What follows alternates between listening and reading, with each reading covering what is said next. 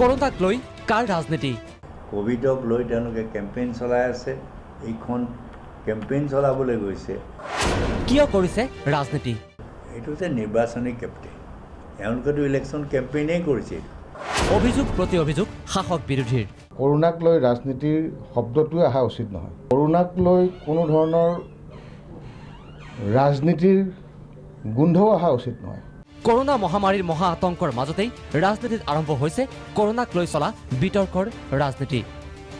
এফালে শাসকীয় বিজেপিয়ে সাহায্য প্ৰদানৰ নামত লাহে লাহে ওচৰ চাপিছে সৰ্বসাধাৰণ ৰাইজৰ।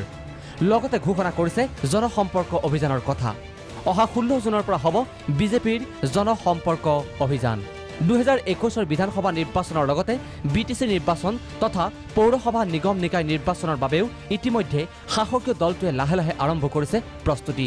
কৰোনা মহামাৰীৰ মাজতেই শাসকীয় দলটোৱে চলোৱা প্ৰস্তুতিত এক ক্ষুব্ধ বিৰোধী কংগ্ৰেছৰ অভিযোগ, কৰোনাৰ সুবিধা লৈ বিজেপিয়ে চলাইছে নিৰ্বাচনী প্ৰচাৰ। কোভিডক লৈ তেওঁলোকে কেম্পেইন চলাই আছে। এইখন কেম্পেইন চলাবলৈ গৈছে। এইটো যে নিৰ্বাচনী কেম্পেইন, তেওঁলোকেতো ইলেকশ্যন কেম্পেইনেই কৰিছে। আজিতো অকল ইয়াতে নহয়, আজিতো কি কয় বিহাৰত তেওঁলোকেতো আৰম্ভ অপেনলি কৰিছে। প্ৰাক্তন মুখ্যমন্ত্ৰীগৰাকীয়ে অনা এই অভিযোগক অৱশ্যে পোনছাতে নাকচ কৰিছে বিজেপি বিধায়ক ডাক্তৰ নুমল মমিনে। আজিৰ যিটো সময়, কৰোনাক লৈ ৰাজনীতিৰ শব্দটোৱে অহা উচিত নহয়।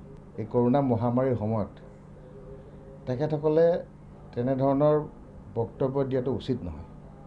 বিৰোধীয়েও শাসক দলক সহায় কৰি কৰোনাত আক্ৰান্ত লোকসকলক কেনেকৈ তেখেতসকলৰ জীৱন সুৰক্ষিত কৰিব পাৰি সেইটো চিন্তা কৰাহে আজি সময় হৈছে।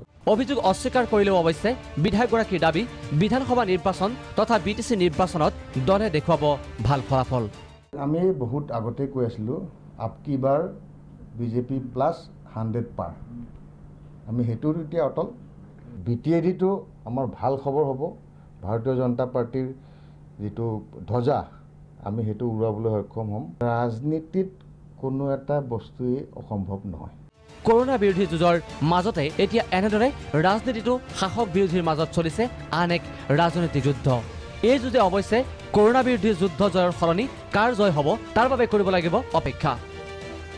ভিডিঅ' জাৰ্নেলিষ্ট কংকন বৰদলৈৰ সহযোগত ৰুবুল গগৈ, প্ৰাগ নিউজ।